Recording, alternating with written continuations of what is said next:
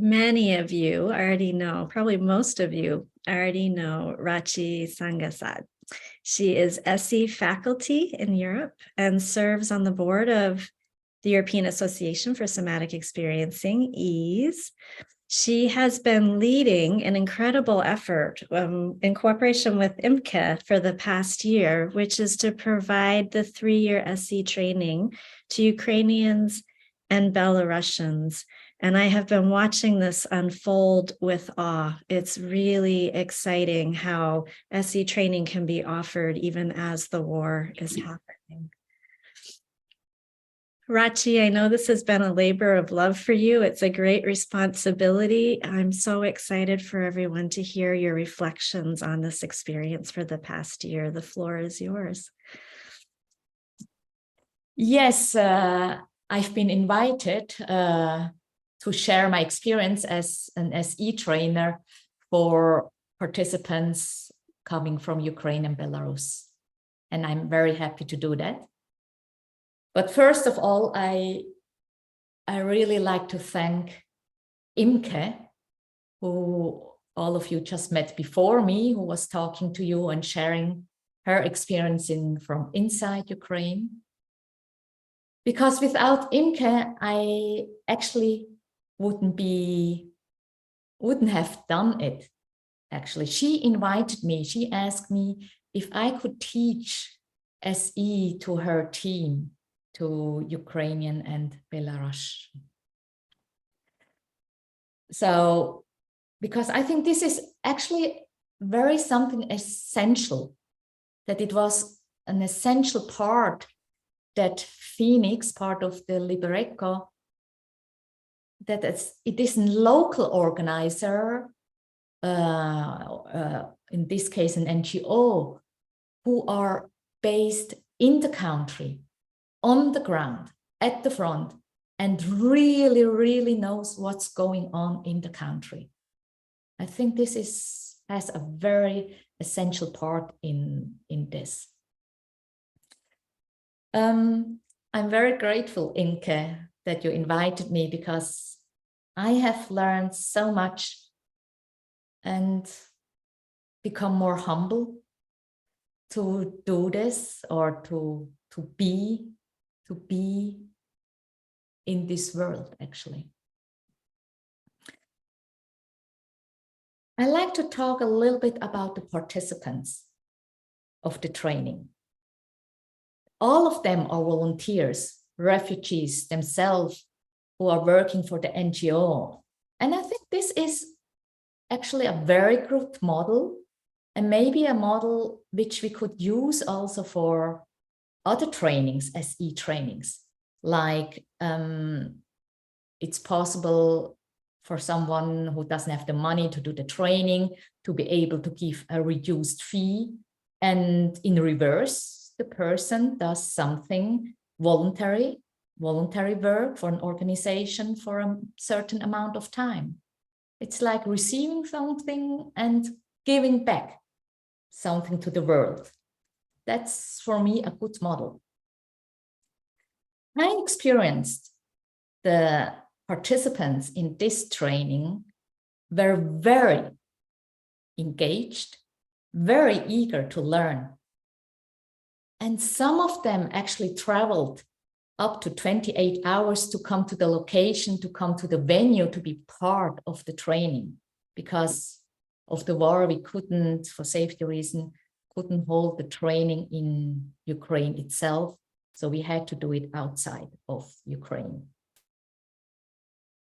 Most of the participants were women, as men couldn't travel out, were not allowed to leave the country.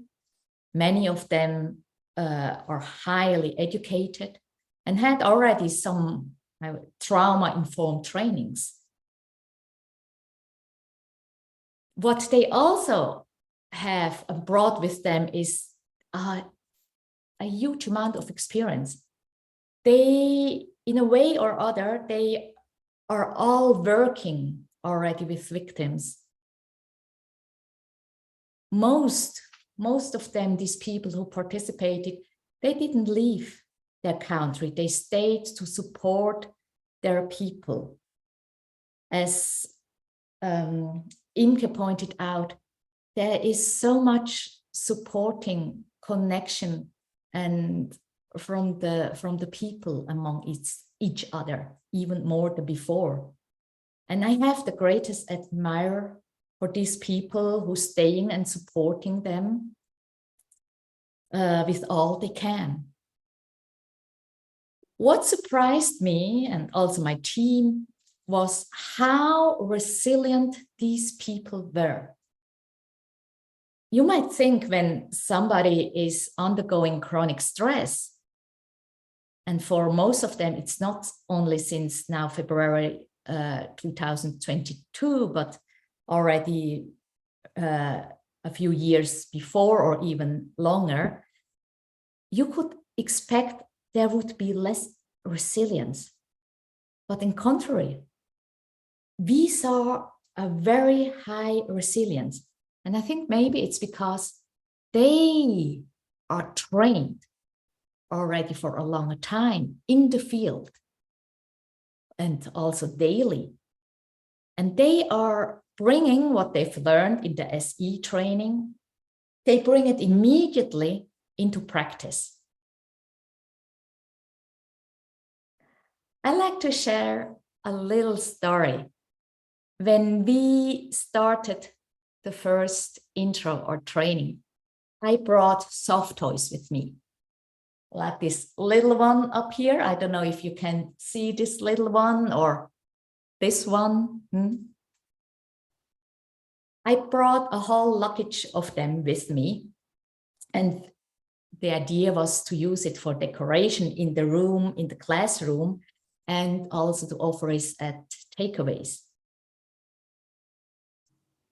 In war situation or dictatorship, safety and trust becomes much, much more important.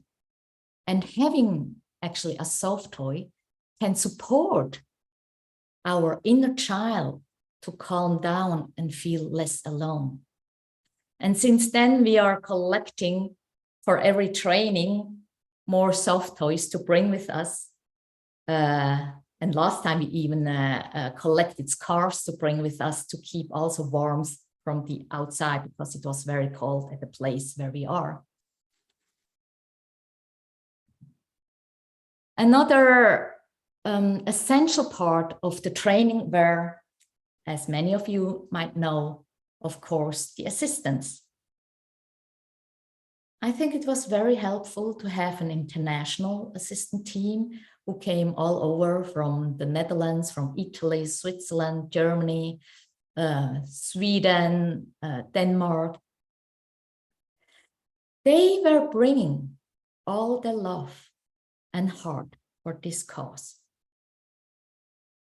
Compared to other trainings I have given, in this training, the assistants needed to be much more flexible than ever, very well regulated, very well grounded, centered, to provide even a bigger containment. We started a day before with meeting each other, connecting to each other to build up even more coherence, that we are connected to each other before we start the training itself. And a very important part in this has the lead senior who's taking care of the assistants and me, coaching and supervising junior assistants. And the role and the task of a lead senior assistant, actually, I realized is more than what is described in the EASE guidelines, in the EASE standards for the level 2 senior. And this might be something to be revised, actually. But we did also to keep playfulness and lightness in the training, to bringing in joy, creating more coherence, was a regular mantra singing together with an assistant who also plays the guitar and brought the guitar with her. And Imke Seth already pointed out, as Dan Siegel said, singing together is very supportive. Singing creates a rhythm to connect each other and to connect myself again with an inner rhythm. Traumatized people, we know, lost their connection with their own rhythm. So singing helps a lot to connect back with the rhythm. And beside that, we had also good food and support from the staff and the venue. And what is also important, I think, is to have a quiet place, a calm place where there's no alarm going on in the night, because they were used when they come to have in the night sirens going on or this air alert going on. Another essential part, I think, are the translators. We were lucky to have many juniors, or a few juniors, who speaks Russian. And it's actually quite hard for them coming in already for the first time to assist, and at the same time to translate also to Russian and giving session, because they're speaking Russian, because we need a translation. That's why we also brought in, or the NGO brought in, professional translators. We had a lot of translators. And we found out what was necessary was also to assign an assistant, an experienced assistant also for them, who was taking care of them, because all of them were also refugees. So they needed preparation, but also debriefing and the possibility to take sessions, because not only own stuff could be triggered, but also they are closer with it in demonstration or in translating a session, that they also hear from the other also more stressful or traumatized issues.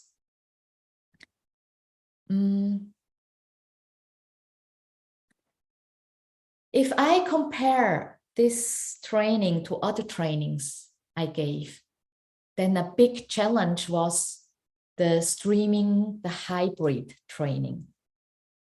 And this is not only from the technical support, what was needed.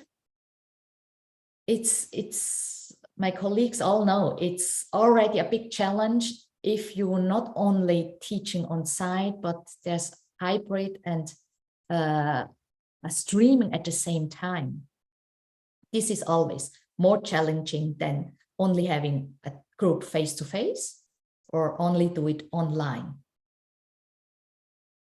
What I experienced with having in that way two different groups together was there's a different feel of time. And like also different needs what these two different groups had. And they had very much different processes actually with their different needs. And the online group, they did their very best really to join the training.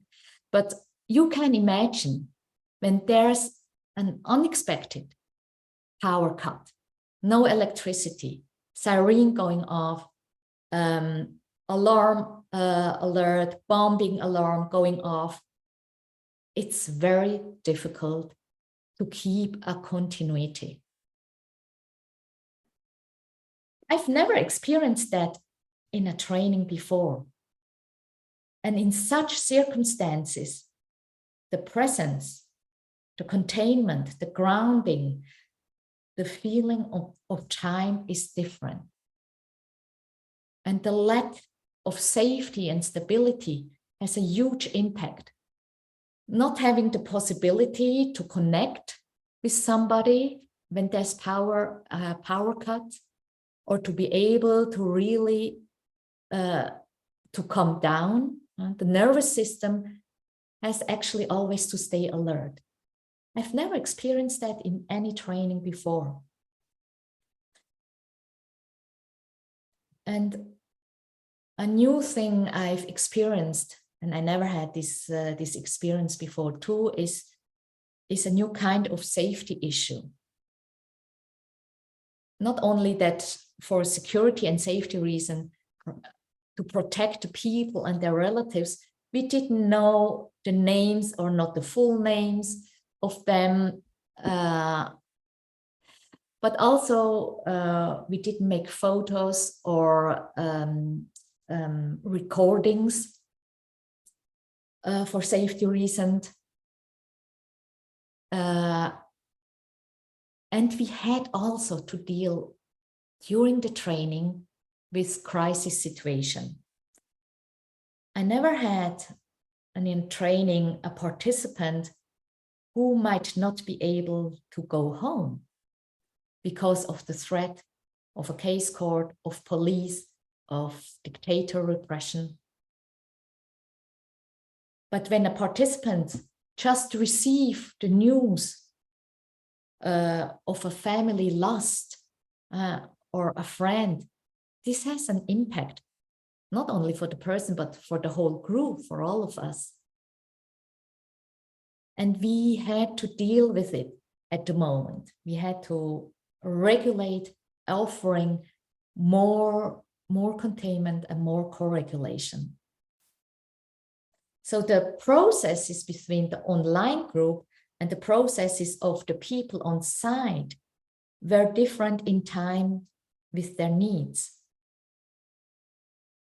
Especially when the people came together for the first time on site, their need was really to connect. And it was in the time just also after Corona pandemic, their need was to connect, to meet each other and talk to each other. They haven't seen many people because of Corona pandemic. And this was very different for the people online. So for the people on the site, we had to establish first more than usual, I would say, a very safe learning environment. A very safe learning environment. This took more time. And also in time of war, safety and trust is such an issue. If someone has, we know, if someone has experienced war, this person has encountered maybe the most darkest side of a human being, to experience that human being can do and really do harm. And it needs more to rebuild trust again in the other. So we used time to really establish a good safety learning environment. But when you have established that, then, and as Imke said, it was like after 2 days, actually, when more and more the curiosity came out and they're getting more interested and getting more in the body, and were able to sense more what's going on and to notice it and to observe it, to have this possibility. And they were able to be more present and grounded, to be there, then it started easier to work together. What was also a challenge was that we had 2 different groups, actually. We have people coming from Ukraine and people come from Belarus. And one is suffering from repression of a dictator, the other one from war zone. And I believe the healing starts there. These are 2 different forces coming together. And you know from SE principle, when we are able to hold 2 different forces in our awareness, to be with it, that none has to go away.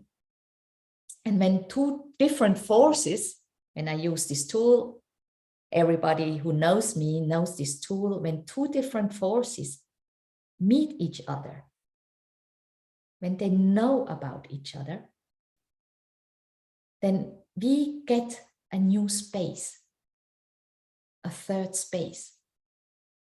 This room in between, this third place where when two forces meeting each other, a miracle can happen.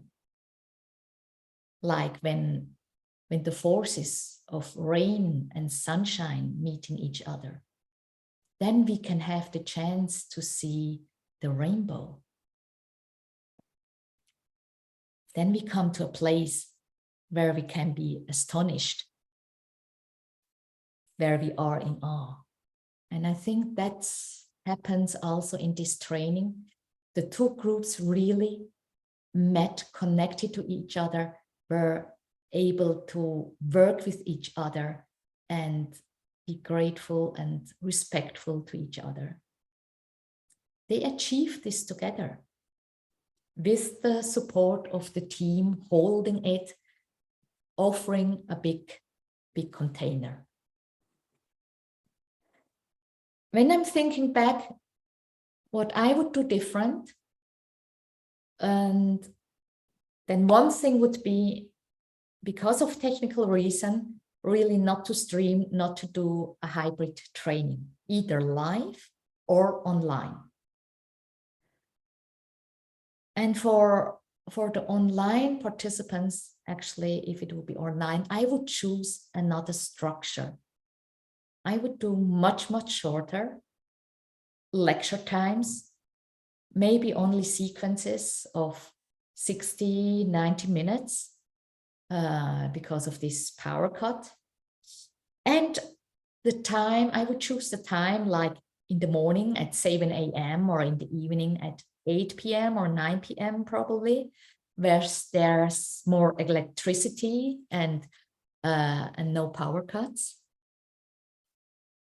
If safety allows, and this was unfortunately not possible, we have thought about that, was to bring in Ukraine people together, but it wasn't safe enough to do that, that at least 3 participants could come together.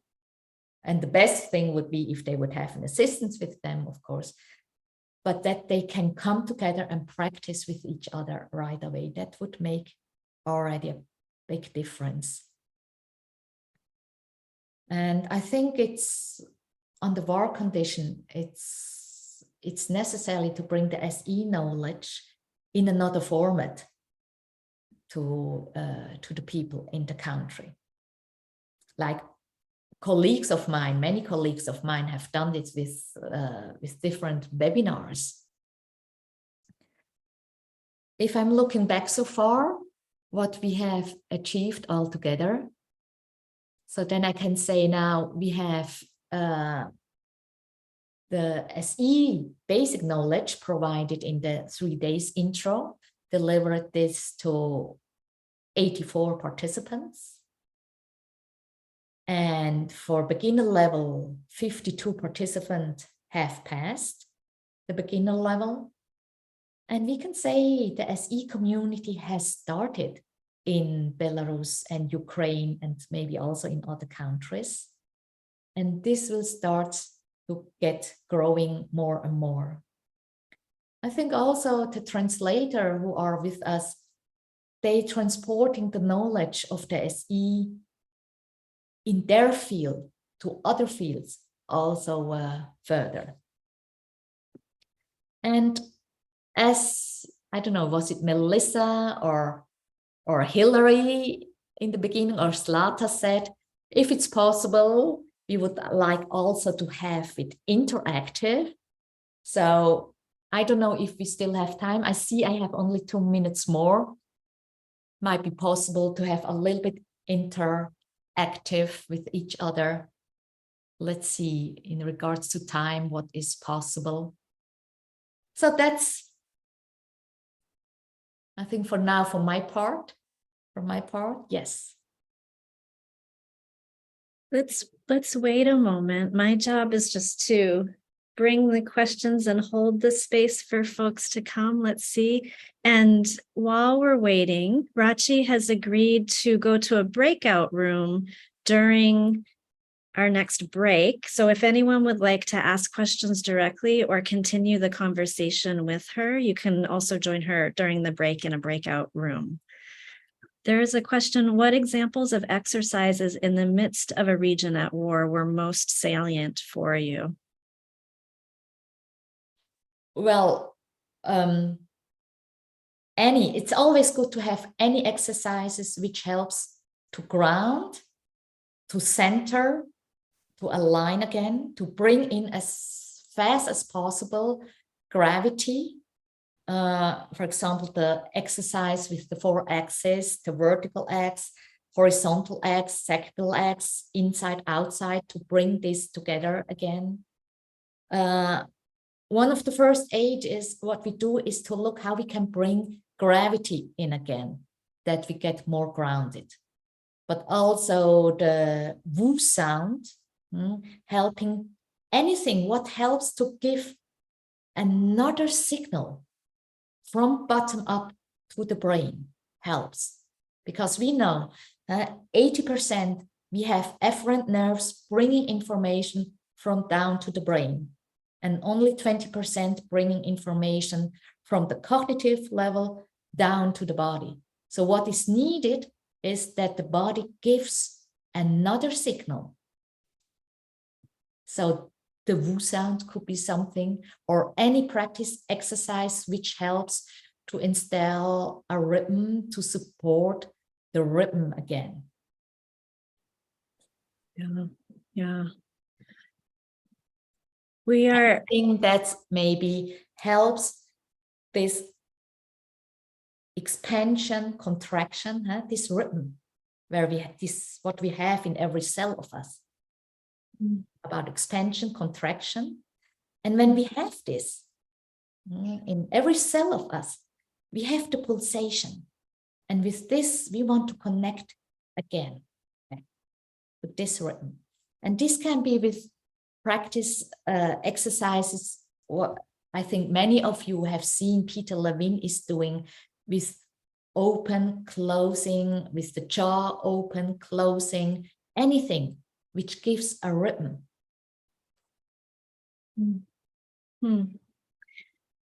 Very, very helpful. I have the very not fun job today of keeping us on schedule. That.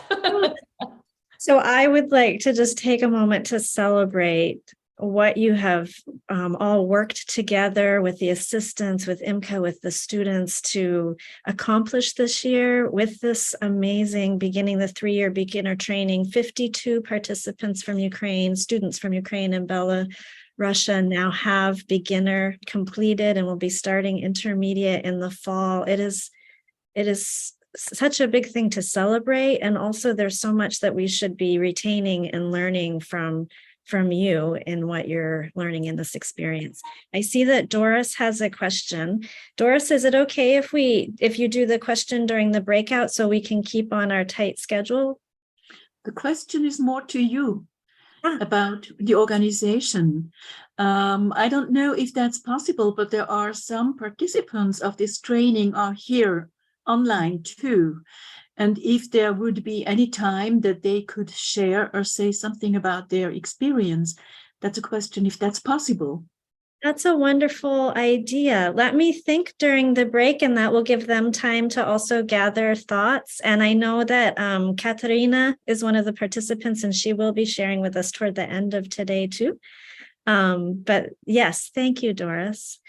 I'm going to open the breakout room. And if you look at the very bottom of your screen, you'll see the reaction buttons, the chat buttons. And if you click on more with the 3 dots, you should see breakout rooms. And Rachi, I'm going to open it right now. Rachi will be in a breakout room. You don't have to go. But if you'd like to, you can go and talk with her a little bit more. And I also opened 3 other rooms that are just empty. If there's someone you'd like to catch up with, like we are in the hallway at an in-person conference, maybe you can message a friend and say, meet me in breakout room 3, and you can see a friend for a little bit. And I will see you all back here in 3 minutes. 3 to 4 minutes for our next session with Liana Pinto and Sandra Lubinkovich about working with volunteers.